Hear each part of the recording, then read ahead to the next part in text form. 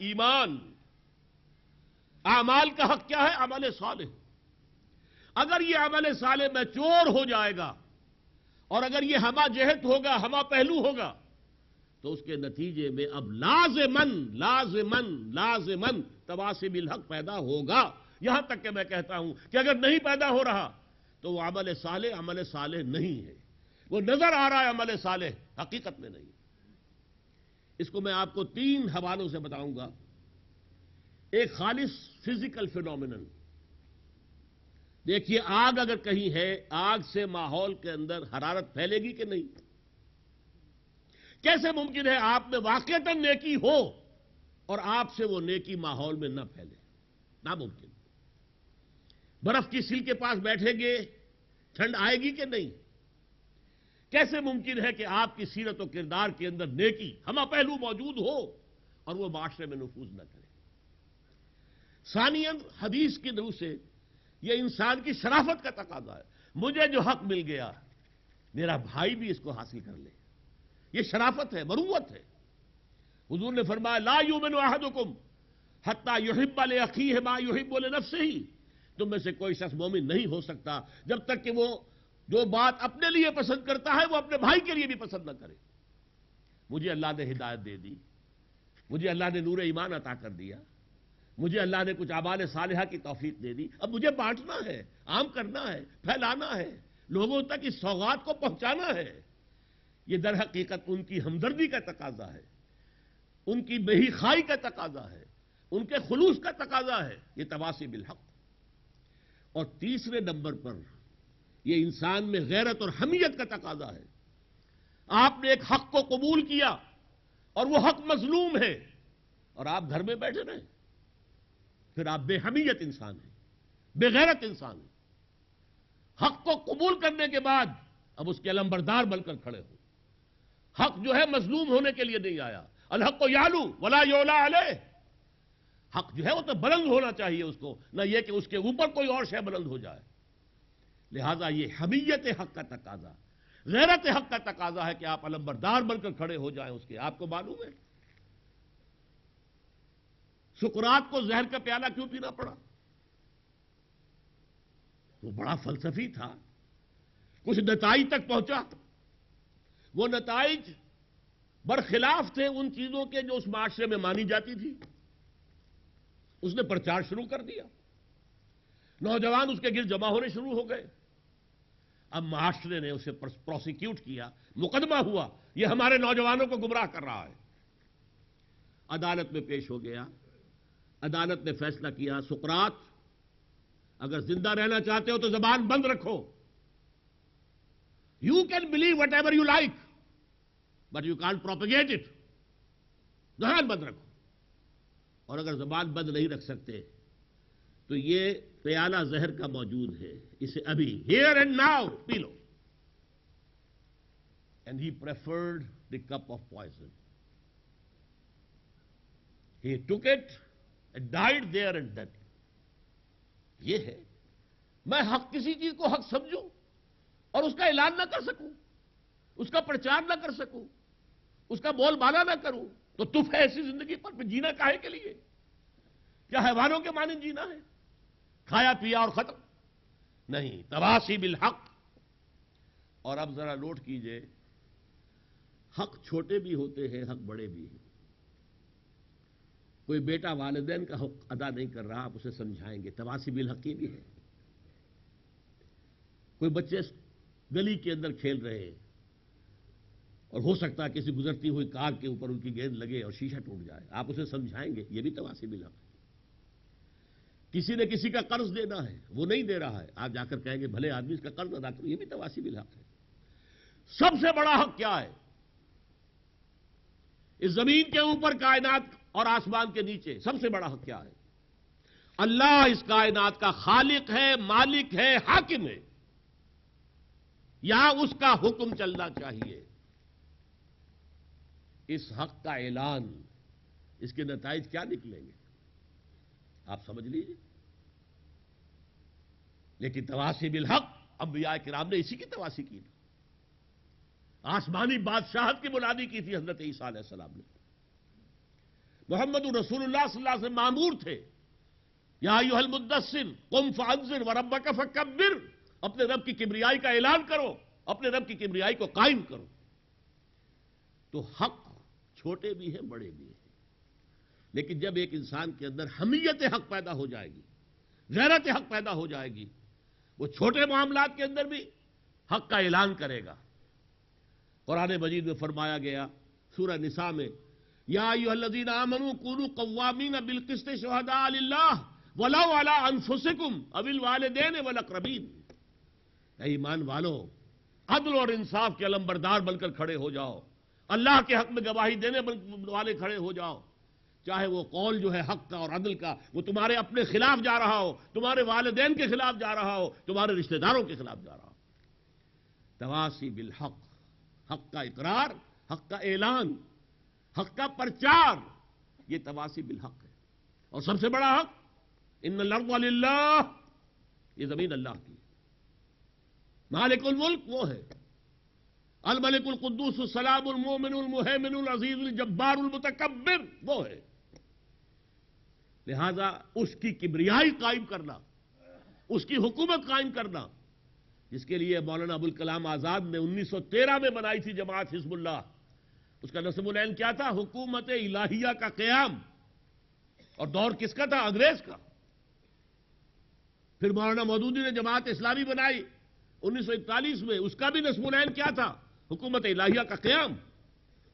ظاہر بات ہے اللہ ہے، حاکم ہے، ان الحکم الا للہ، سب سے بڑی حقیقت یہ ہے، سب سے بڑا حق یہ ہے، حاکمیت کا حق، حکومت کا حق اللہ کے سوا کسی کو نہیں۔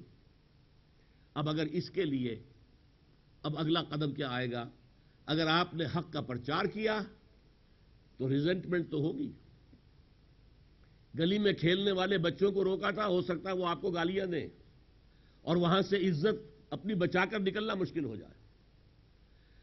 کسی مقروض کو اگر آپ کہیں گے بھائی اپنے قرض خواہ کا قرض ادا کرو، وہ کہے گا آپ کون ہوتے ہیں ہمارے بیچ میں ٹانگ اڑانے والے؟ الحق و مرن، حق کڑوا ہے، ریزنٹمنٹ ہوتی ہے۔ اور سب سے بڑا حق کہیں گے تو باطل کی ساری قوتیں آپ کے مقابلے میں آ جائیں گی۔ آج جو بش، امریکہ، یہ کس حق کے خلاف ہے؟ نظام حق کے خلاف ہے، مذہب اسلام کے خلاف نہیں ہے۔ مذہب اسلام نماز پڑھو جیسے چاہو، ہمیں کوئی اعتراض نہیں، وہ سچ کہتے ہیں، ہماری جنگ اسلام سے نہیں ہے۔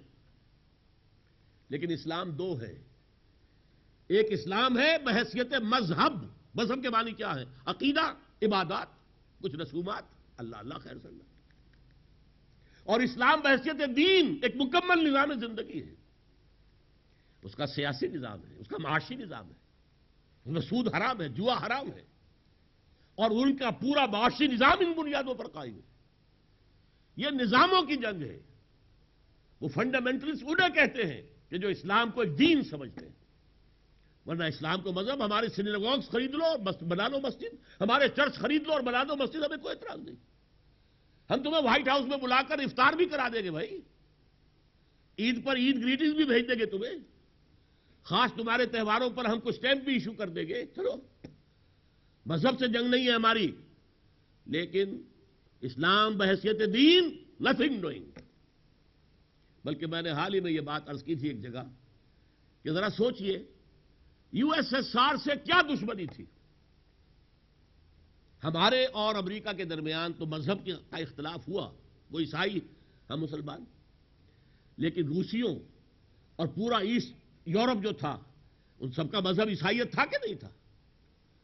مذہب کا تو کوئی اختلاف نہیں تھا، صرف یہ ہے کہ فرقے کا فرق ہے، ایسٹرن آرتھوڈاکس اور وہ پروٹیسٹنٹس اور کیتھولکس، بس مذہب تو ہے کہ، لیکن مقابلہ نظام کا تھا، ڈر انہیں اس نظام کا تھا جو کمیونزم پیش کر رہا تھا، جو سرمایہ دارانہ نظام کی جڑ کاٹتا ہے، اور وہ کامیاب ہو گئے۔ اور فوکویاما نے کہا اینڈ آف ہسٹری، اب تاریخ اپنی انتہا کو پہنچ گئی، عروج کو پہنچ گئی، اب کوئی اور نظام نہیں ہے جو ہمارے مقابلے میں آ سکے۔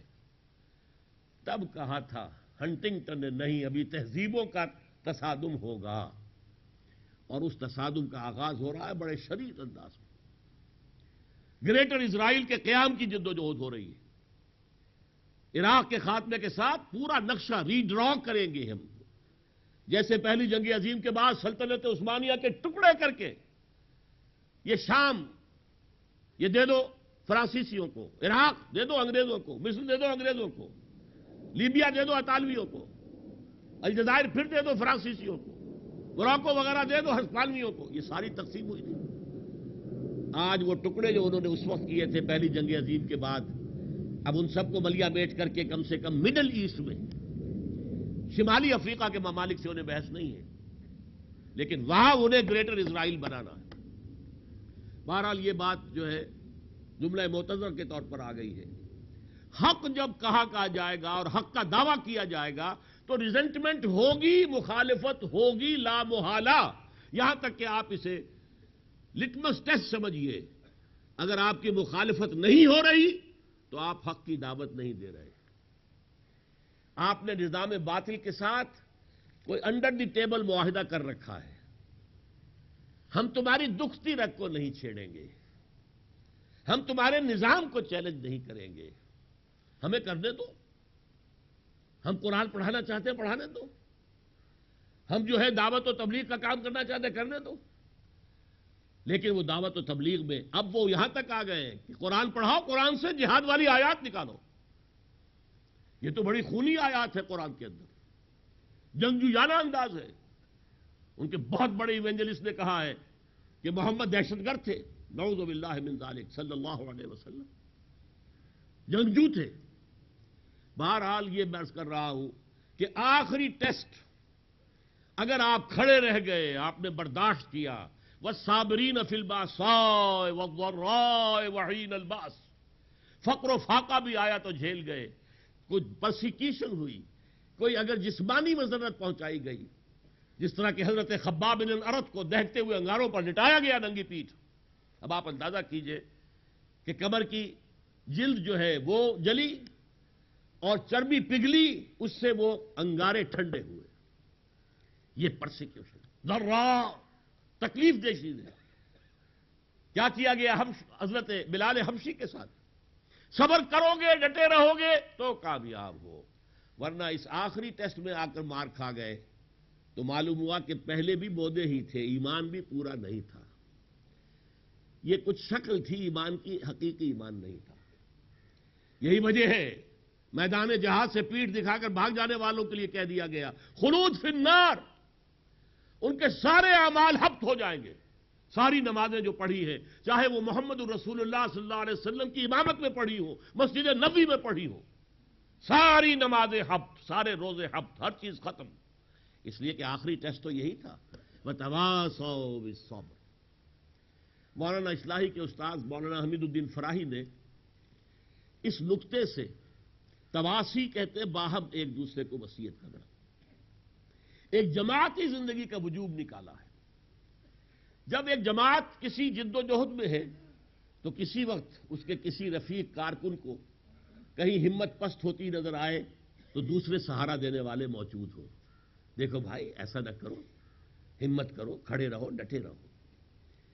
جماعتی زندگی ہے، اسی لیے حضور نے فرمایا ید اللہ علی الجماعہ، اور ظاہر بات ہے کہ یہ جو حق کی بلند منزل ہے، اللہ کے دین کا بول بالا کرنا، یہ زمین اللہ کی ہے، اللہ کا حکم چلے گا، اس کو تو گوارا کرنے کے لیے کوئی تیار نہیں۔ وَلَوْ كَرِهَ الْمُشْرِكُونَ وَلَوْ كَرِهَ الْكَافِرُونَ، تمہیں یہ کرنا ہے چاہے کافروں کو کتنا ہی ناگوار ہو اور چاہے مشرکوں کو کتنا ہی ناگوار ہو، یہ تمہارا فرض منصبی ہے، اس کے لیے جہاد تم پر فرض ہے۔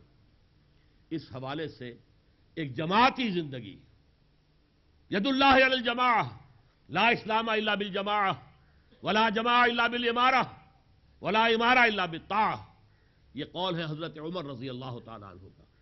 جماعت کے بغیر کوئی اسلام نہیں، اور امارت کے بغیر جماعت نہیں، اور اطاعت کے بغیر امارت کا مطلب کچھ نہیں۔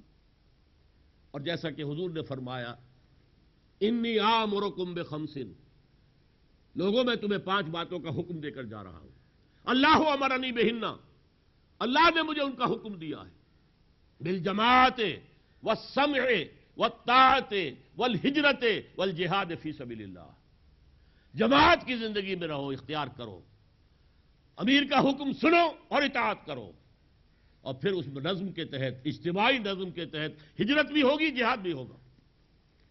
یہ ہے در حقیقت سورۃ العصر کا خلاصہ سمجھ لیجئے، اس لیے کہ ان میں سے ایک ایک موضوع ایمان پر، جیسا کہ میں نے عرض کیا، میری وہ پوری کتاب موجود ہے، لیکن پھر بھی ہم جو ہے ان دروس کے اندر بھی وہ مقامات، خاص طور پر سنتھیسس آف ایمان، ایمان کیسے وجود میں آتا ہے، حقیقی واقعی قلبی یقین والا ایمان کیسے ملتا ہے، کون سی دکان سے ملتا ہے، وہ جنس نہیں ایمان جسے لے آئیں دکانیں فلسفہ سے، ڈھونڈے سے ملے گی عاقل کو یہ قرآن کے سپاروں میں۔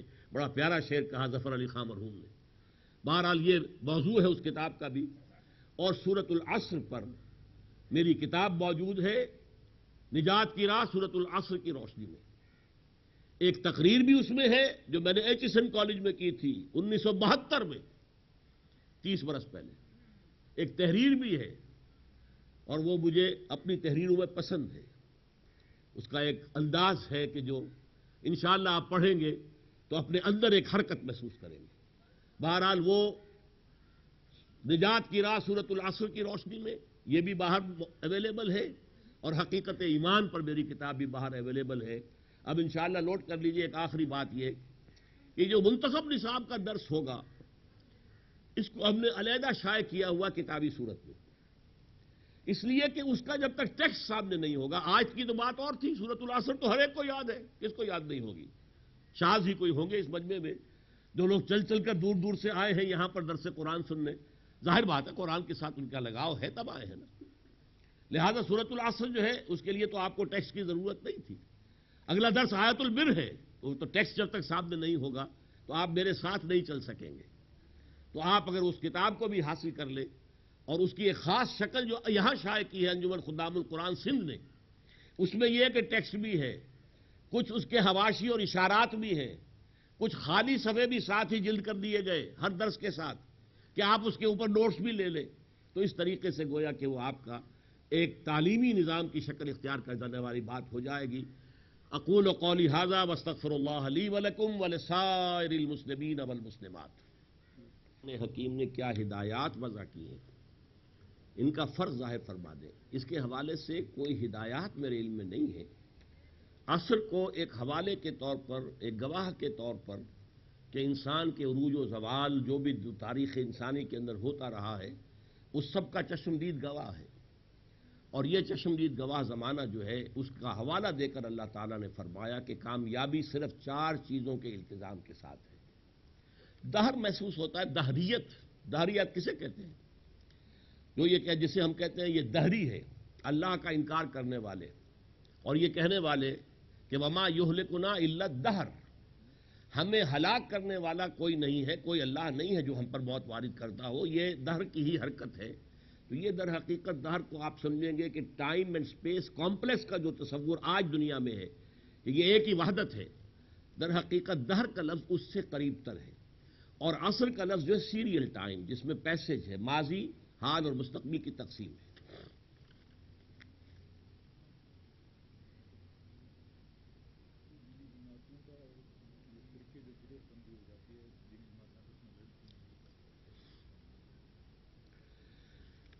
ایک صاحب نے لکھا ہے، آپ کے فرمودات سر آنکھوں پر، میں آپ کا پرانا معتقد بھی ہوں، جماعت پر اللہ کا ہاتھ ہوتا ہے، مگر بدقسمتی سے اب یہ دینی جماعتیں فرقوں کا روپ دھار چکی ہیں، باہم دست و گریبان ہیں، کون سی جماعت مسلمانوں کے لیے صحیح ہے، یہ اکٹھی کیوں نہیں ہوتی؟ ہماری یہ دینی جماعتیں ہیں یا فرقے؟ ہمارے ہاں دینی جماعتیں بھی ہیں، فرقے بھی ہیں۔ جماعت اسلامی فرقہ نہیں ہے، ایک جماعت ہے۔ تبلیغی جماعت بھی فرقہ نہیں ہے، ایک جماعت ہے۔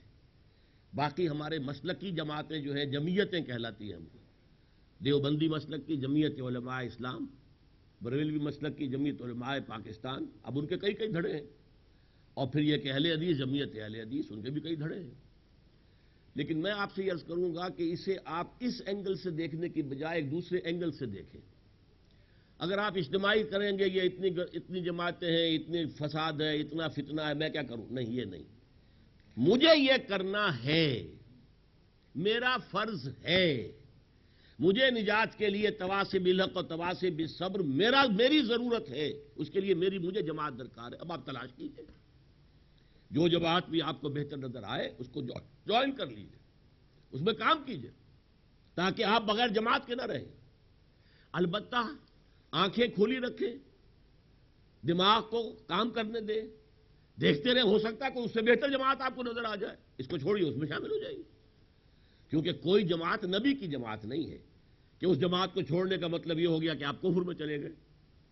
کسی بھی جماعت کو جوائن کرنے سے پہلے بھی آپ مسلمان ہیں، چھوڑ دیں گے تب بھی آپ مسلمان رہیں گے، لیکن یہ ہے کہ آدمی معطل نہ ہو جائے، دوسروں پر الزام ڈال کر اب یہ تو جٹتے نہیں، یہ جمع ہوتے نہیں، یہ تو جو لڑ رہے ہیں، یہ اگر آپ یہ دیں گے تو آپ معطل ہو جائیں گے، آپ خود کچھ نہیں کریں گے۔ نہیں، میں تو سادہ سی مثال دیا کرتا ہوں کہ آپ کے پاؤں ہیں، آپ کو جوتا چاہیے، اب آپ یہ کہیں اب 10 دکانیں ہیں، مجھے کیا پتا کہاں جوتا صحیح ملتا ہے، تو میں جوتا لوں گا ہی نہیں، نہیں، یہ تو نہیں ہو سکتا۔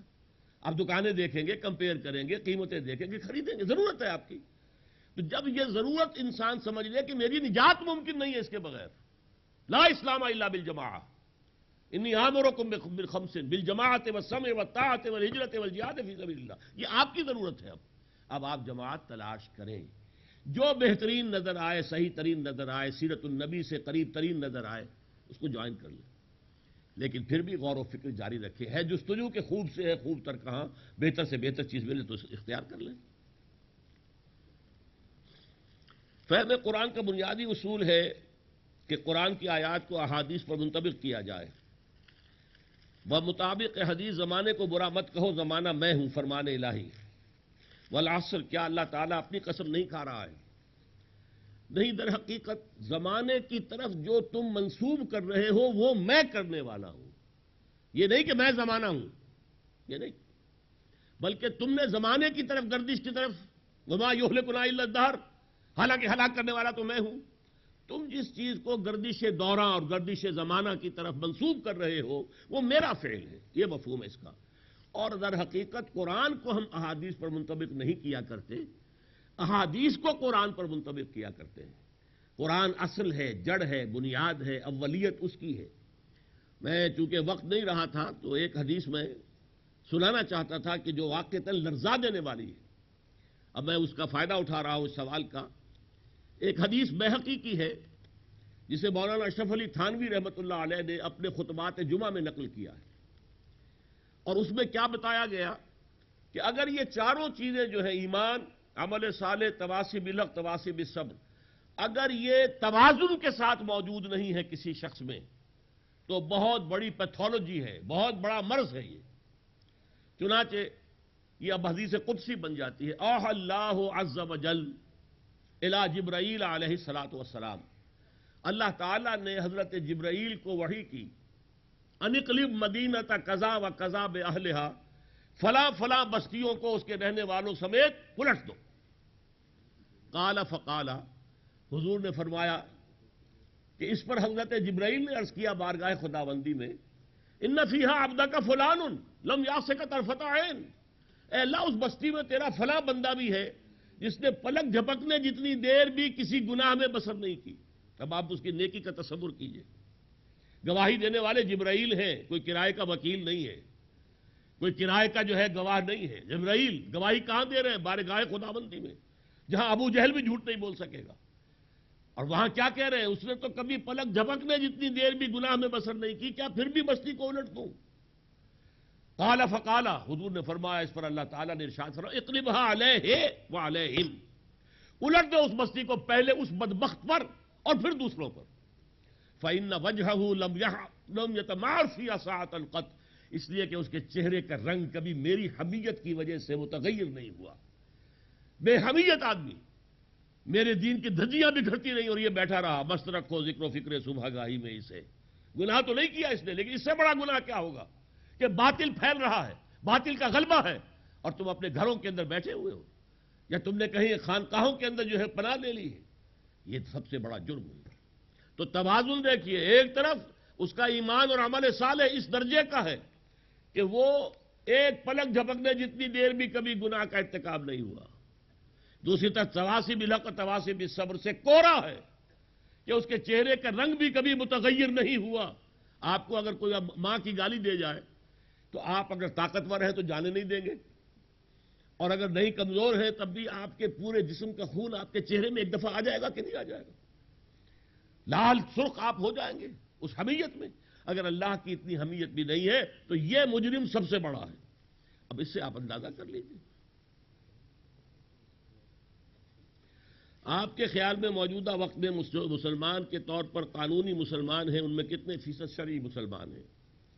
شرعی مسلمان تو سب ہیں. آپ نے یہ دونوں لفظ جو ہے ایک ہی بیان کر دیے. قانونی اور شرعی تو ایک ہی ہے. شریعت قانون کو کہتے ہیں. حقیقی مومن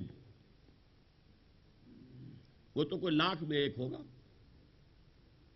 قرآن کا کہنا یہ انتم الاعلون ان کنتم مومنین، اگر تم مومن ہوگے تو تم ہی سب سے اونچے رہو گے. آج ہم کہاں اونچے ہیں؟ اے تو شبنم بر زمیں افتندئی در بغل داری کتاب زندئی. ہم تو شبنم کے مانند گھاس پر پڑے ہوئے ہیں، اغیار ہمیں مسل رہے ہیں اپنے قدموں تلے. اونچے کہاں ہیں؟ لہذا ایمان نہیں ہے، عقیدہ ہے، موروثی عقیدہ ہے. میرے والدین مانتے تھے، اللہ رسول میں بھی مانتا ہوں، بس اللہ ماشاء اللہ. کتنے ہوں گے میں نہیں کہہ سکتا.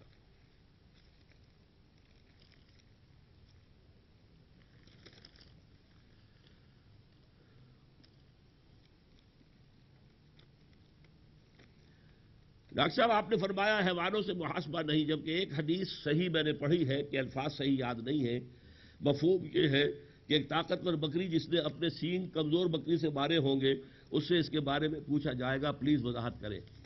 میرے سامنے یہ چونکہ حدیث موجود نہیں ہے، جب تک کہ اس حدیث کا متن نہ ہو اور پھر حدیث کا حوالہ نہ ہو کہ کس کتاب میں ہے، تو اس کے بارے میں گفتگو کرنا جو ہے وہ صحیح نہیں ہے. ایمان کے لیے آواز بلند کرنے کے ساتھ حکمت کو کتنا دخل ہونا چاہیے؟ میں سمجھ نہیں سکا اس سوال کو. حق کے بیان کرنے کے ضمن میں ریزنٹمنٹ ناگزیر ہے تو کیا اجتماعی طور پر اس کی تہذیبوں کے تصادم سے تعبیر کر سکتے ہیں؟ یہ بھی در حقیقت اسی کا ایک موضوع ہے نا. تہذیبوں کے تصادم کیوں ہو رہا ہے؟ ہم جس تہذیب کو حق سمجھتے ہیں مغرب کہتا ہے دقیانوسی ہے. عورتوں کو کھل کر میدان میں آنا چاہیے، کندھے سے کندھا ملا کر کام کرنا چاہیے، عورت اور مرد بالکل برابر ہے. اب یہ ان کی تہذیب ہے. ہماری تہذیب یہ ہے کہ نہیں، شوہر الرجال قوامون علی النساء، چادر اور چار دیواری کا ہمارا تصور ہے، مخلوط معاشرے کا ہمارا تصور نہیں ہے. ہماری تہذیبیں جو ہے بہرحال ٹکرائے گی ایک دوسرے کے ساتھ. ہم نے جس کو حق سمجھا اس کو ہم اختیار کر رہے ہیں. کیسر علی صاحب آپ نے فرمایا ہے کہ زمین کے اوپر اور آسمان کے نیچے اللہ کا قانون ہو. مولانا ابوالکلام آزاد اور مولانا مودودی نے جماعت بنائی ہے، کیا آپ نے بھی جماعت بنائی ہے؟ اگر ہے تو اس کی دعوت کیا ہے؟ بالکل وہی دعوت ہے، اور جماعت کا نام تنظیم اسلامی ہے. اور جیسے ابوالکلام آزاد صاحب نے بیعت کی بنیاد پر تنظیم بنائی تھی، حزب اللہ اس کا نام تھا، 1913 میں بنائی ہے، 1920 تک رہی وہ. اس کے بعد انہوں نے اس کی بساط لپیٹ دی. علماء کی طرف سے مخالفت ہوئی شدید، وہ کھڑے نہیں رہ سکے. پھر مولانا مودودی نے جماعت بنائی 1941 میں جماعت اسلامی کے نام سے. کیونکہ مجھے یہ رائے میری بنی کہ جماعت اسلامی ملک کی سیاست خصوصاً انتخابات میں حصہ لے کر دلدل میں پھنس گئی ہے. اب یہ وہ اقامت دین کی تحریک نہیں رہی، لہذا میں نے جماعت بنائی ہے، وہ تنظیم اسلامی اس کا نام ہے، وہ بیعت کی بنیاد پر ہے. ہمارا مذہب کیا ہے؟ اسلام یا دین؟ ہمارا مذہب بھی اسلام ہے، دین بھی اسلام ہے، لیکن مذہب کا لفظ پورے قرآن میں کہیں نہیں آیا. اور میرے علم کی حد تک، میں ذرا یہ کوالیفائی کر رہا ہوں، میرے علم کی حد تک پورے حدیث میں نہیں آیا. یہ مذہب کا لفظ تو ہمارے یہاں آتا مذہب سلفی، مذہب مالکی، مذہب حنفی، مذہب شافعی، یہ مذاہب ہیں. دین اسلام، ان الدین عند اللہ الاسلام. یہ بالکل ایسے ہے جیسے قرآن میں فرمایا گیا سورہ شورى میں، شرع لکم من الدین ما وصى به نوحا والذی اوحینا الیک وما وصینا به ابراہیم وموسیٰ وعیسیٰ. اے مسلمانوں، ہم نے تمہارے لیے وہی دین مقرر کیا ہے جس کی وصیت کی تھی نوح کو، اور جو ہم نے وہی کیا ہے محمد آپ کی جانب صلی اللہ علیہ وسلم، اور جس کی وصیت کی تھی ہم نے ابراہیم کو اور موسیٰ کو اور عیسیٰ کو. معلوم ہوا ان پانچوں کا دین ایک ہے. نوح، ابراہیم، موسیٰ، عیسیٰ، محمد صلی اللہ علیہ وسلم علیہ الصلوۃ والسلام، ان کا دین ایک ہے، شریعتیں جدا ہیں. موسیٰ کی شریعت کچھ اور ہے، حضور کی شریعت کچھ اور ہے. وہاں نماز کی شکل اور اوقات کچھ اور تھے، ہمارے ہاں نماز کی شکل اور اوقات کچھ اور ہیں. وہاں روزے کے احکام کچھ اور تھے، کوئی سحری نہیں تھی، کوئی تصور نہیں تھا، اور راتوں کو بھی زن و شوہر کا تعلق نہیں ہو سکتا تھا، ہمارے ہاں وہ نہیں ہے. تو یہ فرق ہے شریعت کا، لیکن دین ایک ہے. اسی طرح اسلام دین ہے، وہ مالکی، حنفی، حنبلی، شافعی، سلفی، ان سب کا دین ایک ہے. رات ہی میں یہاں پر ایک اہل حدیث مسجد میں تقریر کر کے آیا.